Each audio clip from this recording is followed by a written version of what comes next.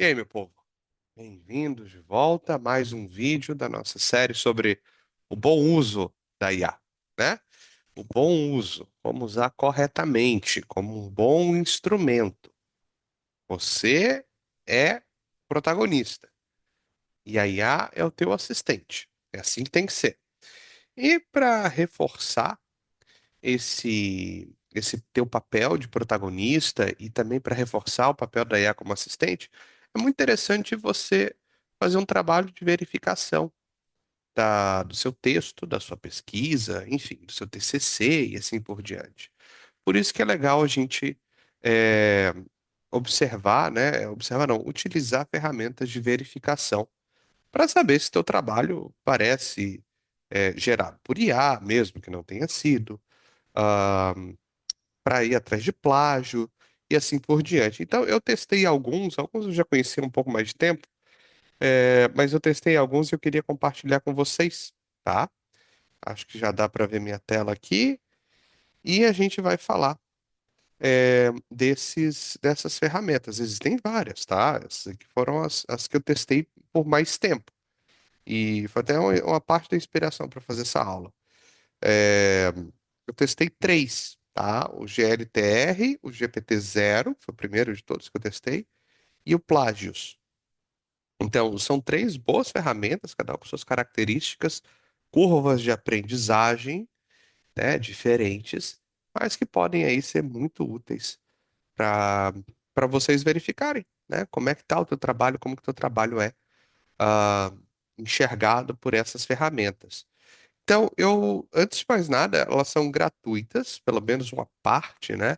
É gratuito, sabe aquela coisa assim, te dá um gostinho e depois você tem que pagar. Isso é particularmente verdadeiro ali com plágios. Ai, desculpem. Não vou regravar só porque eu bocejei, eu tô com sono. Então, vivo com sono agora. Mas vai assim, tá? Então, a gente tem esses três, tem vários outros. Não quis falar de outros porque eu ainda tô testando, tô brincando, né? Com essas outras ferramentas, mas essas três aqui eu testei. Então, para vocês pode ser interessante. O GLTR, ele me pareceu muito legal, assim, para detectar realmente padrão de texto por IA. Quem já está acostumado aí a ver texto gerado por IA sabe que é uma coisa meio genérica, né? E muitas vezes a gente bate o olho e fala, isso aqui é ChatGPT, né? E ele é bom para isso, só que ele só analisa 1.000 caracteres. Se você quiser ir além disso, daí a coisa muda um pouco de figura. Você tem o GPT-0, que mostra a probabilidade de uso de IA. Ela até requer é gratuito, mas requer um cadastro. Mas assim, olhando agora, essa probabilidade de uso de IA, eu não sei muito bem, não entendi muito bem os critérios, sabe? Então me pareceu pouco transparente porquê do, do uso de IA, né, desse percentual. GLTR, nesse caso, eu achei mais transparente. E o Plágios, que é bem legal. O objetivo original do Plágios, como o nome indica, é verificação de plágio, tá, em bancos de dados acadêmicos. Mas agora eles têm uma versão também, uma funcionalidade que visa detectar texto gerado por IA. Então isso é bem legal, tá? Só que a versão gratuita, né, a versão free deles, tem limite de páginas. Agora eu esqueci se. Não é nem páginas, acho que eles botam palavras, né? Acho que 25.000 palavras, mas isso até na versão paga. Provavelmente é menos. A versão anterior que eu usei bastante, até na minha tese, uma ideia anterior do Plágios, que era o FDP, farejador de plágio, ele só analisava acho que metade do arquivo que você mandava. Então, aqui está no mesmo espírito, ele não analisa tudo, mas é o mais interessante, mas tem uma curva de aprendizagem, assim, muito alta, tá? Então, eu acho que vocês podem começar com o GLTR, tá? Fazer um teste. Eu achei bem bacana. Então, vocês acessam o GLTR, pelo menos atualmente esse aqui é o link, né? Tá lá gltr.io, no momento da gravação deste vídeo, pelo menos, né? É o link utilizado. E você cola um parágrafo. E aí você vai ver que a análise é bem fácil de compreender, é por cores, tá? É, e pelas cores ali você vai ver se o, o GLTR considera escrito por um humano ou se tem um padrão típico de IA. E, de novo, à medida que a gente lê muito texto gerado por IA, e agora a internet está saturada, né, dessas porcarias, vídeo no YouTube está saturado disso, é, a gente começa a ver um padrão. A gente começa a ver. Então, é, era uma questão de tempo até que a gente tivesse aí aplicações que pegassem isso de maneira mais sistemática, de maneira mais rápida até, né? Então, olha só, esse texto suspeito aqui. Eu coloquei, isso é um texto gerado por IA, tá? É, poderia ter sido escrito por uma pessoa? Poderia, mas isso aqui quem gerou foi o ChatGPT. E aí, ele botou assim: eu pedi para escrever um textinho, né? E separei esse parágrafo. Então, do princípio da dignidade humana, da pessoa humana constitui pilar fundamental, tarará, tarará. É, isso deu um índice altíssimo, né?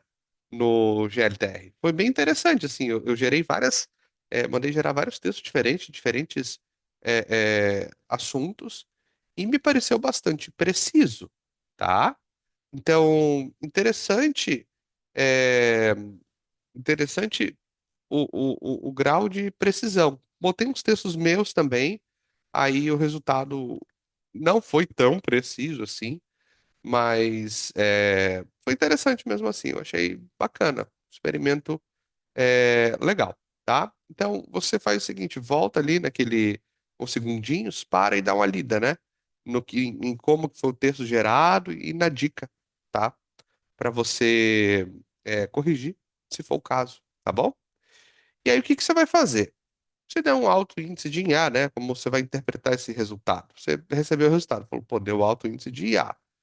Hum, aí partindo para as pontos que você utilizou, tá? Se não utilizou, daí é outra história.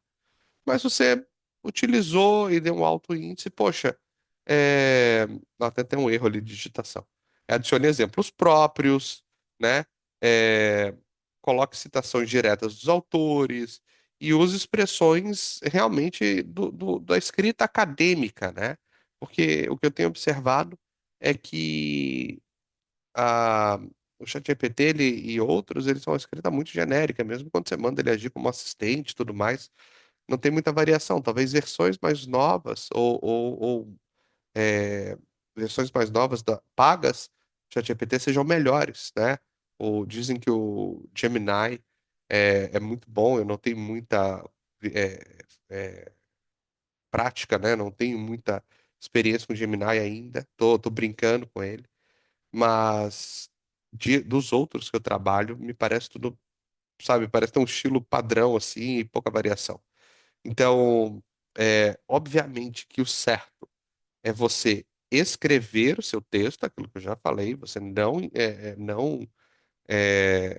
delegar, terceirizar o teu trabalho intelectual, mas às vezes, isso já aconteceu até comigo, quando você pede para ele revisar um texto, às vezes ele faz alterações que você é, às vezes você não percebe, ele faz alterações mais do que de gramática, do que de concordância ou regência. Às vezes ele mexe realmente na substância do teu texto, tá? E aí é importante você sabe fazer essas revisões de texto com rédea curta, porque numa revisão dessa pode aparecer um alto índice de IA no teu caso, tá? Então, interessante também a gente adicionar referências locais, né? A gente colocar umas contradições ponderadas empíricas, sempre baseadas em dados verificados por você, não gerado por IA, tá?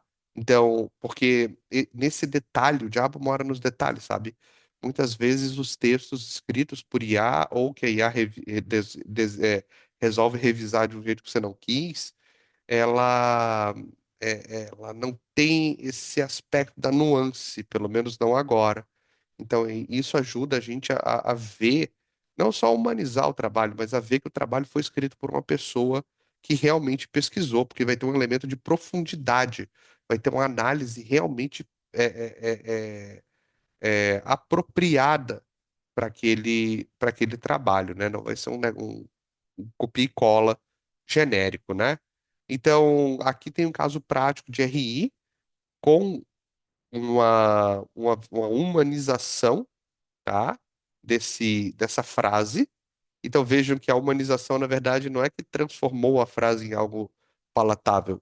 Foi a pessoa escrevendo a partir da ideia não, a partir daquela frase colocada pelo ChatGPT, porque às vezes ele vai mexer mais do que você espera, né? E aí, é, tem essa parte que, sim, de novo, um pouco de feeling, né? Um pouco de experiência. Ah, pensando como que seu trabalho, né, pode ser considerado robótico demais. É uma expressão que eu tenho ouvido bastante. Ah, é um robô escrevendo. Generalidade excessiva é a primeira coisa, assim. Quando você tem generalização sem exemplo concreto, sem, é, sem citação, sem fundamento empírico, ou as expressões muito genéricas, tipo navegar as complexidades da questão. Essa ChatGPT é campeã, né? Aquela outra também, este texto nos convida a refletir. Então, sabe, a gente já fica. Aqui, ó. Isso é uma olheira, né? Mas a ideia é assim, estou de olho. Referência genérica, também é um outro caso, né? De você ver, é muito comum aí dizer, vários estudos mostram, os especialistas argumentam. Isso, às vezes, num texto jornalístico pode fazer sentido, mas na escrita acadêmica a gente tem que citar os estudos específicos, né? O estudo de Rafael, né? O estudo de Santos, o estudo de não sei quem, o estudo de A, o estudo de B, o estudo de C, tudo devidamente referenciado. Se você está lá, tem três estudos, ao invés de falar há três estudos ou estudos, você vai ter que citar os três, tá? Outra coisa que é onde a gente pega muito, né? Grandes quantidades de textos sem citações diretas, é só texto, texto, texto, texto, texto, texto. É muito incomum isso acontecer. E é muito estranho, porque o nosso trabalho ele sai de algum lugar e ele tem algum fundamento. E isso, quando a gente vê um textão sem qualquer citação, já levanta dúvidas, né? De ou temos plágio aqui, ou foi escrito por IA. Então, não, nenhuma das possibilidades é boa, né? E a outra é o estilo de escrita incompatível com o nível do aluno. Daí é muito subjetivo, né? Da avaliação do professor para o aluno, porque às vezes, né, a gente conhece os alunos que a gente tem, principalmente depois de corrigir uma prova ou duas, e de repente a gente recebe um texto do aluno, um trabalho, que é incompatível com aquela prova que a gente corrigiu. E você fala assim, não pode ter havido esse salto, é muito improvável, né?